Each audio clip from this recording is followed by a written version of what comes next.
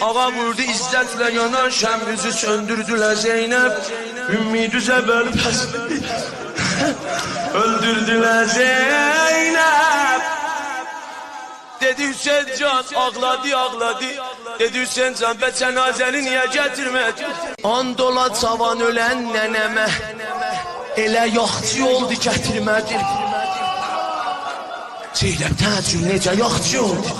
Dedi bacım cani, Rüqəyyəm cani, and ola nənəm Zəhraya, and ola Əli Əkbərə, əbaya bükməli olsaydı, əbaya büküm gətirərdi.